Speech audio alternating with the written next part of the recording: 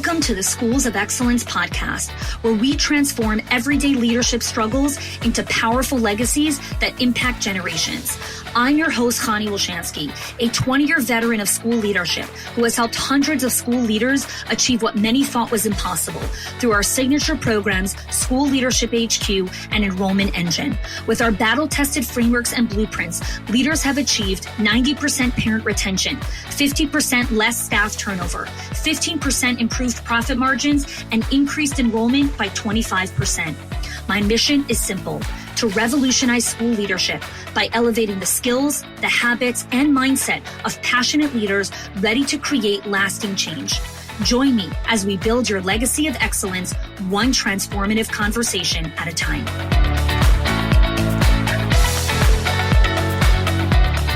Welcome back to the Schools of Excellence podcast.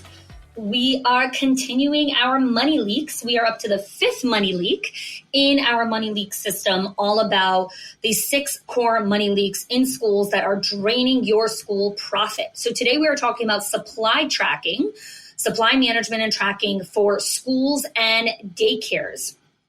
So I want to start off with just the Amazon bill that somehow surprises you every single month, right? You kind of scroll through latex gloves, construction paper, detergent, paper towel, or toner, blah, blah, blah. And you're like, didn't we just buy this stuff like 4 days ago? Here's the thing. You do not have a spending problem. You have a supply system problem. And until you treat your supply management as a system, not a one-off task, you will consistently bleed profit.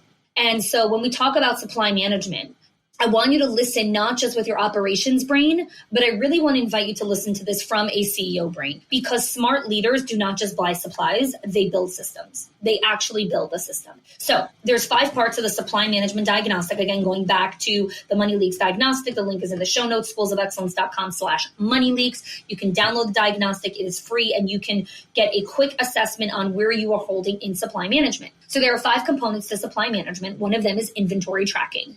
You need to have an advanced real-time tracking system that actually has every single part of what you need for supplies, right? Not just crayons, right? There's paper towel, gloves, ink, soap, toner. Every single thing that you will need is tracked, right? You have an inventory tracking for it. There's seasonal planning and demand forecasting. So that's where you actually have an understanding, where you plan for holidays, you plan for seasonal cycles, you bulk order in advance, right? Like, you know in advance, okay, the graduation's coming up. You're not scrambling at Target in the last second. No, you ordered all the stuff for graduation 2 months ago, because you have a consistent block of time on your calendar that references the seasonal planning that's coming up, whether that's the Christmas party, whether that's the Mother's Day breakfast, whether that's the Father's Day outing, whether that's the parade, the Thanksgiving parade that you're doing, whether that's the graduation that's coming up. It doesn't matter. It is in your calendar. And part of planning for the event is looking at the budget of last year, looking at the budget for this year, creating it, ordering, looking for the best possible payments. The 3rd section is equipment life cycle. Okay, this is like, my gosh, I'll tell you a story. When we moved to Florida, we were really excited because we had the house came with a pool in the backyard.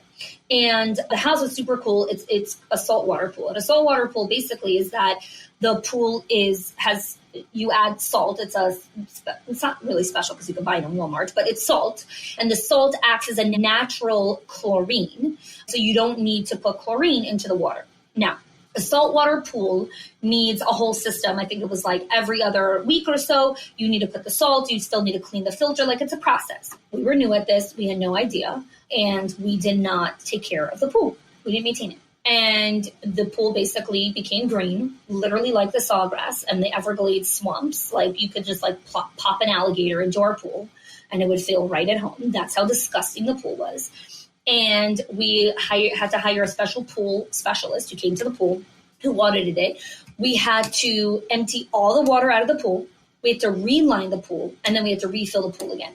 That costed us over $4,000, literally right after we just moved to a house, which is a fortune in moving and closing costs and everything that comes with moving. And this was another $4,000 expense because we neglected the basic maintenance. We never did that again. And so what happened with our house is basically every system in maintaining our house, whether that was our HVAC, our pool, our lawn, Literally every system had to break until we realized, holy moly, maintenance is an actual thing, okay? You actually have to maintain these things, right? We're not renting anymore. We own this house, okay? So you have to schedule proactive upkeep and replacements of your equipment, right? You don't just do basic maintenance reactively. Like, you have to schedule proactive upkeep of the playground, of the HVAC, of the AC filters, of all the stuff that you have inside of your school. All the stuff. So equipment lifecycle management is something that leaks profit like you cannot even imagine. Hey, school owners, I see you. You've built the team, you've trusted others with the work, and somehow it still feels like everything lands on your shoulders. And that weight is exhausting. What if you could stop carrying it all alone? What if you can finally see exactly where your leadership is getting stuck and what to do next? That's where the strategic leadership scorecard was made for. In just 2 minutes, it will give you a clear diagnosis in one of the core areas of leading a school: enrollment, financial health, staff culture, or parent engagement. You'll get practical steps and trusted resources to help you lighten your load and unlock real ownership in your team to be able to lead with confidence.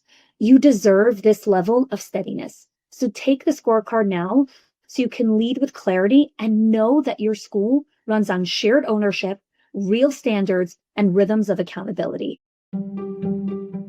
Fourth is vendor and purchasing strategy, okay? You don't have random vendors, okay? Like, you need vendors where you have relationships, you buy smartly, not desperately, you get to price shop. Like, this is understanding supply management, right? Like, again, it's not a task where it's like, oh, we need crayons today. Okay, but you also need crayons tomorrow and next month and next year. And guess what? For the next 5 years, right? Like, you need diapers, you need paper towel, you need latex glove, you need, that paper that you put on the changing table so the kids, for the rooms where there's a diaper changing table. Like, you need all of these things all the time. So it's vendor and purchasing strategy, right? Like, you need an actual system for vending and purchasing, okay? And lastly is storage organization, right? You need a system where everything has a place, gets audited, and it's easy to access. So we had a client, and we're going to be sharing her case study, where she worked on the supply management in the money leaks, this specific one, and she cut her supply costs by 50%. I'm going to say it again really slow. We had a client who worked through the money leak diagnostic and identified that supply management was the biggest leak. And she created a supply management system along with her teachers, because we don't believe that in schools of excellence, we do not believe that one thing is one person's job. That is absolute garbage. That's from the 1950s. No, thank you. Supplies and money and financials is everyone's job. And the teachers were part of this because the teachers are the ones who actually use the supplies. And she brought her teachers in on the system, and she cut her supply budget by 50%, 50%. That is a lot of money. That is a huge leak that she closed. So if supply management is a task, it will fail. It will fail because one-time ordering is not a system. A sticky note on your fridge ain't a system. A Google Sheet, not a system. A Google Sheet is not a system. It could be a system if someone updates it, someone owns it, someone uses it consistently, right? Where it's a conversation, it's a protocol, it has a rhythm, there's a follow-up. Absolutely, a Google Sheet could be a system. But a Google Sheet is not a system if you just put the stuff in the Google Sheet. Then it's just a Google Sheet. So if you're working on the financial gear right now, okay, this is a moment to pay close attention, because the money leaks are a huge place where you need to understand where money is hemorrhaging. Okay, so one, create your baseline. You cannot fix what you cannot measure. So you need a baseline. How many gloves does your infant room go through in a week at full capacity? How much toilet paper do you need when your school is at 90% capacity? How many gallons of bleach, paper towel rolls, reams of printer paper? How much do you need? If you don't know that, that's okay. Most schools don't. Okay, but when you know better, we do better. I have this other example. Before Passover, I started tracking every single year how many onions, how many potatoes, how much toilet paper we need for 8 days with X amount of people in our house. So if we have 12 people, 14 people, 16 people, whatever it is, right?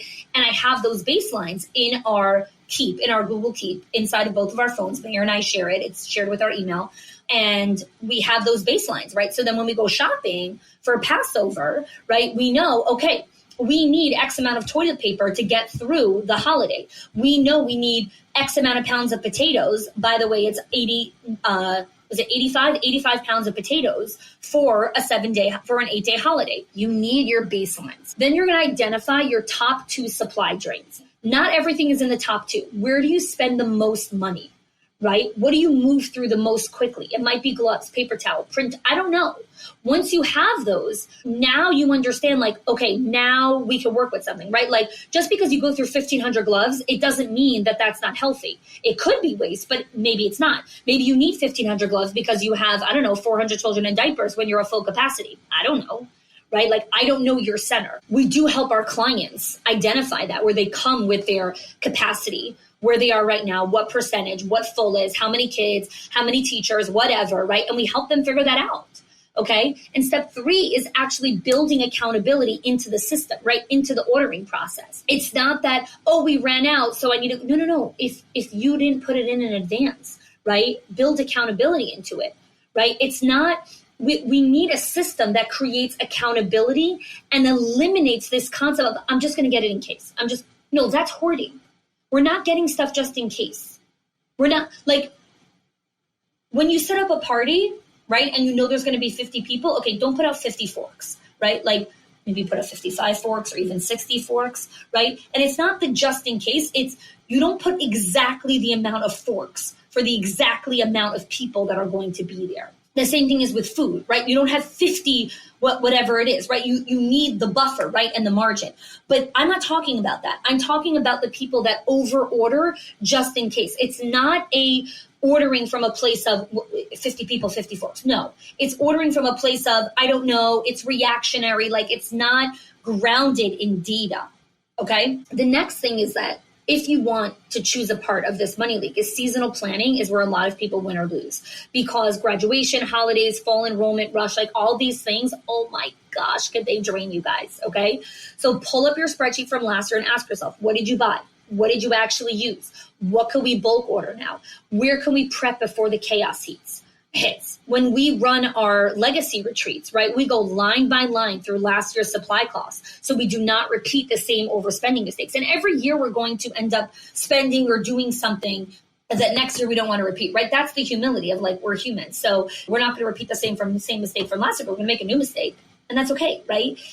But we're going to go through it and we're going to review it. Remember that this is a CEO conversation. This is such an important part of being a leader and understanding how to really build systems. So I'll leave you with one final story. Twice a year, I meet with my mentor, Todd Herman. And one of the things we do in our twice a year check-ins is we review my calendar. And Todd is my mentor, so he gives me a grade on my calendar, which based on how much time I spend doing actual CEO work. And so one of the things that he was looking at is there's 3 kinds of systems. There's system building, system refining, and system optimization. And so when he looked at my calendar, it's like, there is a lot of system building, but where you are in your business and the maturation and where you are as a CEO and your team, you need to be working on system optimization, right? You need to optimize the systems that you've built. And so some of you might be hearing this and saying, oh, we have this. Oh, I have that system. Oh, I think I have that supply thing. Oh, yeah, we do. Great. If you build that already, go back now and optimize it based on the new economy we're in, the new situation that we're in. You might be, have more children. You might be at, 95% capacity, whatever it is. Go optimize that system. And I know the urge as the entrepreneur is to always go do the next thing, go build the next thing, go whatever it is. But you also need to dedicate time to optimize the actual system, because that's how you're not just plugging the leak, right? That's how you actually increase the profit. That's how you actually lead. I hope today's episode was helpful. Again, go to the show notes, download the Money Leaks Diagnostics, schoolsofexcellence.com/moneyleaks. And if you're looking for customized support on how to actually close these leaks, find the money inside of your center.